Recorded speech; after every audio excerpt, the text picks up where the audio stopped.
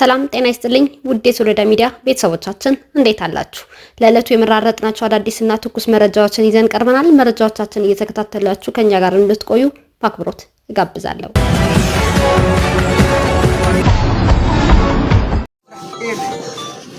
أمنهم بوتا أمنهم سرح يلي هذه العب سرح العبي يلي نزوي تسقيم له سراوي توزي تسقيم له هذه العب سرح تمنقس تزيون إيولي نزوي سراوي تزي نزوي تحفظ متن دي منقس توهاي له هذه العب سقيم يلي تفتح على وينها تفتح لغير أكل هذا سلسلة واحدة محديك مسيو كمت قبرية تقولنا تقولن كان يسمع معنا جزي خوين نقول نفتح بوتا على حدنا كان ولا نقدر نقول صارت مفتوح المسألة خلص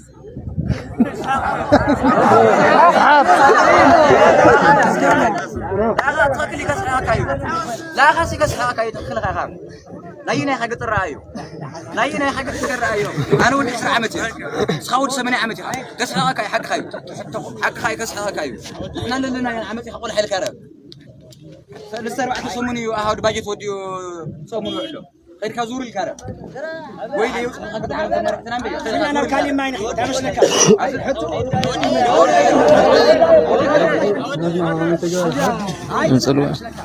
በህወሓት ታጣቂዎች ዘንድ እየተቀጣጠለ ባለው የተቃውሞ ሰልፍ አሁንም የአርሚ 13 ታጣቂዎች በሸራሮ ላይ መንገድ በመዝጋት ተቃውሞ እያካሄዱ ይገኛሉ።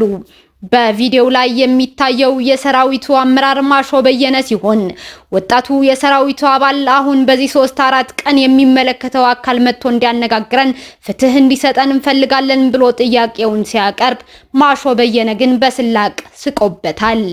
ወጣቱ ታጣቂም አንተ ብትስቅ አይፈረድብህም፣ እኔ የ20 ዓመት ወጣት ሆኜ አንተ የ80 ዓመት አዛውንት ሆነ ፊታችን ሲታይ አንተ ነህ ወጣቱና ብትስቅ አልፈርድብህም፣ እኔ የምበላው አንተ አትበላውምና በማለት ድፍረት የተሞላበት አሳዛኝ ንግግር አድርገዋል።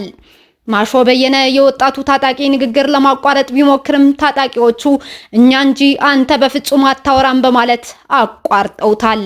በሴራ የተጀመረው የህወሓት ታጣቂዎች ከ3 ወር በላይ ደሞዛችን አልተከፈለንም በማለት ጥቅምት 1 2018 ዓ.ም በአዲጉደም ከተማ የተጀመረው ይህ የመንገድ መዝጋት ተቃውሞ 5ኛ ቀኑን ይዟል።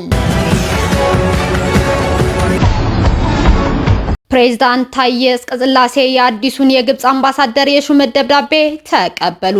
ፕሬዝዳንት ታዬ ትናንትና በብሔራዊ ቤተ መንግስት አዲስ የተሾሙትን የግብጽ አምባሳደር ኦባይዳ ኤል ዳንዳራዊ የሹመት ደብዳቤ መቀበላቸው የውጭ ጉዳይ ሚኒስቴር አስታውቋል። በስነ ስርዓቱ ላይ የውጭ ጉዳይ ሚኒስቴር ዶክተር ጌዲዮን ጢሞቴዎስ እና የውጭ ጉዳይ ሚኒስቴር ዴኤታ አምባሳደር ብርሃኑ ጸጋዬ ተገኝተዋል። በዚህ ወቅት ፕሬዝዳንት ታዬ በኢትዮጵያና በግብጽ መካከል ለረጅም ጊዜ የቆየ ዘርፈ ብዙ ግንኙነት መኖሩን አጽንኦት ሰጥተዋል። በግብርና ኢንዱስትሪና ማኒፋክቸሪንግ ዘርፎች ላይ ትብብር እንዳላቸውም አንስተዋል። ፕሬዝዳንቱ ከአምባሳደሩ ጋር ባደረጉት ውይይት በሁለቱ ሀገራት መካከል ቀሪ ቴክኒካዊ ጉዳዮች ቢኖሩም በሁለቱ ሀገራት አቅም የጋራ ጥረትና ብልሃት ብቻ የሚደረስባቸው መሆኑን መግለጻቸው የመንግስት ሚዲያዎች ዘግበዋል። የውጭ ጉዳይ ሚኒስቴርም ሆነ የሀገር ውስጥ መገናኛ ብዙሃን በውይይታቸው ወቅት ታላቁ የኢትዮጵያ ህዳሴ ግድብ ጉዳይን ስለመነሳቱ አልጠቀሱም።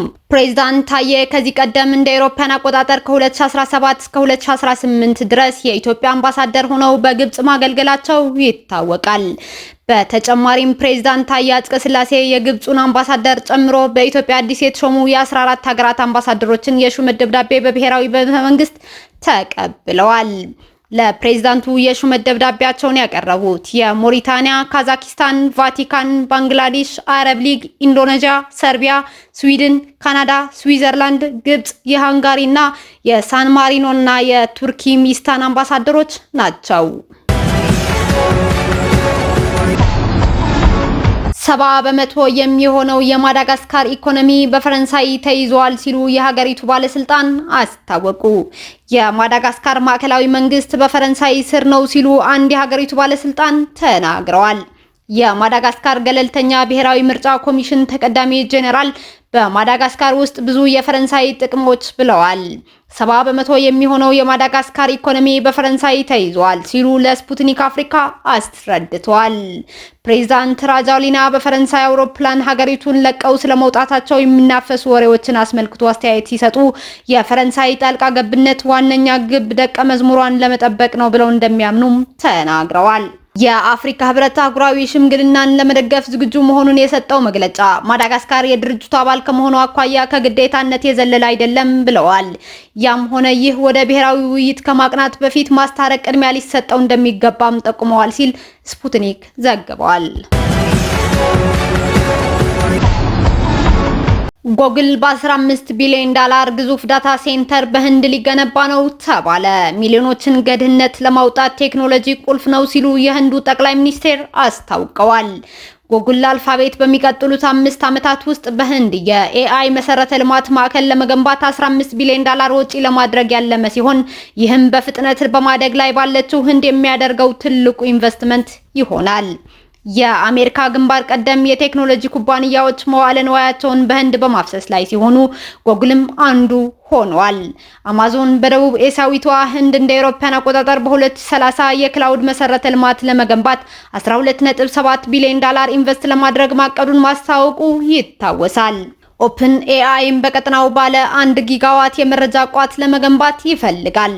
በአጠቃላይ በአካባቢው በዳታ ሴንተር መሰረተ ልማት ግንባታ ውስጥ ያሉ ኢንቨስትመንቶች እንደ አውሮፓውያን አቆጣጠር በ2027 ወደ 100 ቢሊዮን ዶላር እንደሚያድጉም ይጠበቃል።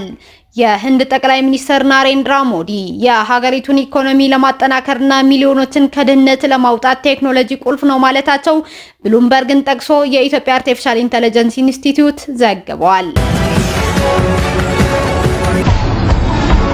በሐማስ የተመለሱት ታጋቾች እስራኤላውያን አይደሉም ተባለ። በሐማስ የተመለሱት አራቱም በህይወት የሌሉ አካላት ከታጋቾች ጋር የሚመሳሰል ዘረመል እንደሌላቸው እስራኤል አስታወቀች። በመጀመሪያው ዙር የእስራኤልና ሐማስ የሰላም ስምምነት ሐማስ 48 እስራኤላውያን ታጋቾች የመመለስ ስምምነት የነበረው ሲሆን በዚህም መሰረት 20 በህይወት ያሉና 7 በህይወት የሌሉ እስራኤላውያን ታጋቾች መመለሱ ይታወሳል። ሆነም ከተመለሱት 7ቱ 4 የሚሆኑት በህይወት የሌሉ ታጋቾች ውስጥ አንዱም በዘረመል ታግተው ከነበሩት ጋር እንደማይመሳሰሉ እስራኤል አስታውቃለች።